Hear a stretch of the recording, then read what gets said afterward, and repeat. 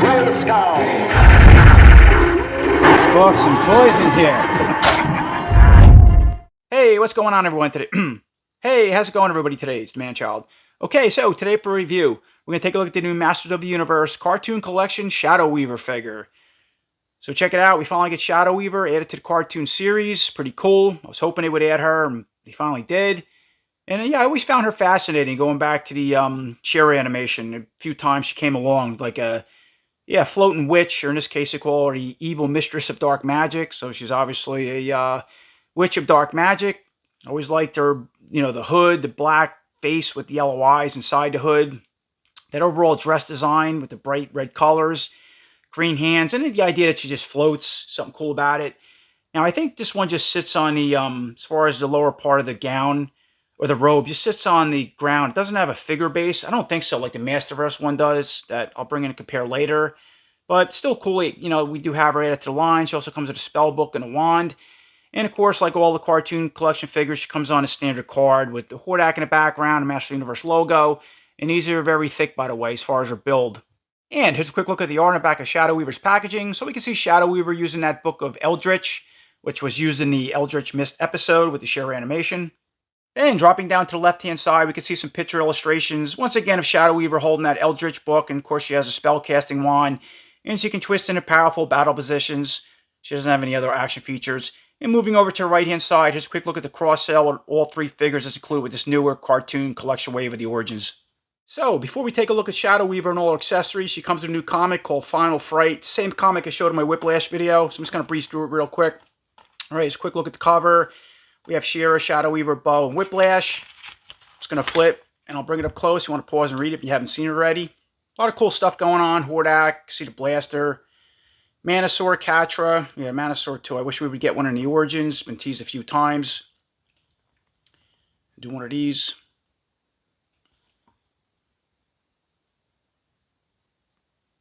The Fright Zone monster. Looks pretty cool. Next page.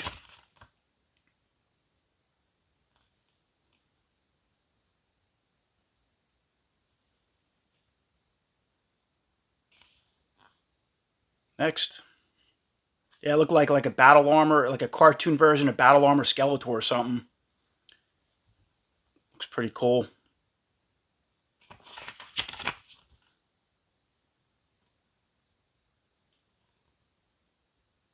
Hordak with the blaster arm. I thought we would see at San Diego Comic-Con another version of Hordak for the cartoon series with a blaster arm, maybe Imp. And they didn't show anything aside the She-Ra with the Swift one coming later. That's it. Here's a quick look around with Shadow Weaver out of package with little accessories. Okay, taking a close look at this head sculpt for Shadow Weaver. It looks pretty cool for what the cartoon line is doing. Very basic. So you can see, obviously, she has the hooded head with the little point at the back. The head, or the shadow face, is recessed back inside the hood, about, quarter inch or so. The eyes are painted yellow. They actually look like little kind of like sockets, somewhat sculpted inward, and then, painted yellow, like they're glowing. So that's a neat effect. This point is on the back of the hood does not articulate, but it is soft. You could somewhat move it up and down, back and forth. All right, so let's look at the other side and the very back. And that's about it. As far as the articulation with this hooded head on the body, you can look all the way left to right. It's about as far as it's going to go down and go back. And that's it on the head sculpt. So she does have this cape with a collar piece that goes around. It's all part of the cape. It's hard plastic. It's like tethered at the very bottom. You look from the bottom and the back and then the inside. You can move it all around. You can sort of spin to the left and right, just how it sits over the shoulders and neck. And then remove it, you take the head off, which I'll do in a minute. And again, that's about it. Very basic. Dropping down to the buck and waist area so she can twist at the waist and then come apart at the waist. Standard female style peg. As far as the arms, you have those sleeves with the, it's like the tethered, like a bell style sleeve, I guess they call it, with little cuts in it. It's they have black paint on the inside, that's a pretty neat effect. You could have just left it red. And obviously, yeah, she's cast in like a flattish red color. It gets a lot of scratches on her.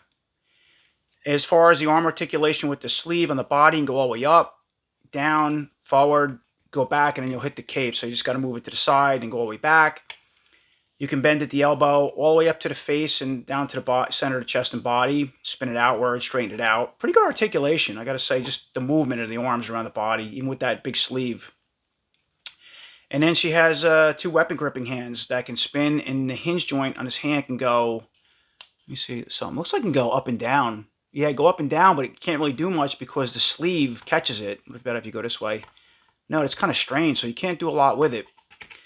And then moving over to the other arm, sleeve and the design's all the same. As far as articulation, go up, down, same thing, forward, the cape out of the way, back, right, bend at the elbow, all the way to the elbow to the face, straighten the elbow out, spin, go to the center of the body. And then again, she has a weapon gripping hand. This one can spin, and now the hinge joint on the side go in and out. And the arms can come out custom, so let's see what they look like. Right, standard, yeah, female origin style pegs, and the hands are too. Let me see, pull this one out. Yep, nothing different. I don't see why it would be. There's a look at the socket size. We put that in. All right, that's about it on that. Yeah, the figure's very, very basic. So she has the Horde bat that's raised or sculpted outward, painted a different color red over the dress. Where the whole body's casted. This is actually painted, but the belt piece is missing. Normally, Shadow Weaver in the animation, or even the Masterverse one, excuse me, has a belt that goes all the way around the body, and that's what this, almost like a belt buckle. They didn't do that. It's just a piece sculpted there. So kind of cheaped out on that. But yeah, there's the bat. And then there's a look at the bottom of the robe, dress part of the robe. Really hard plastic. Okay, and then you can so she can stand up like she's floating. But she does not come with a figure base or stand. So if you bring the cartoon Orko in, now he comes with one. Check this out, and there's a hole in the bottom, right? And I can see that, and you can see how she's assembled. This stand base actually fits this because I tried it off camera. I had a feel on the wood. And there's a look at Shadow Weaver floating. I mean, you think she would be, they would include this simple figure stand they already gave Orko. It's the exact one you needed. And that's pretty much it. All right, so I removed the figure stand for now, and let's head back up to the head and the cape because I just want to remove this off the body. It's very simple. So the head pops off like so. There's a look at the ball peg and the head off it, and there's a look at the cape. If you pop it off the body, just a quick look at the cape. All right, so yeah, really hard rubber material. And if I put that off to the side and put the head back on, if you want to use it, that's what Shadow Weaver would look like without the cape, which yeah, kind of doesn't make sense. But if you're curious, you don't have to use it. Moving forward, taking a look at Shadow Weaver's weapons and accessories. So, of course, she comes with that Eldritch book, or Book of Spells.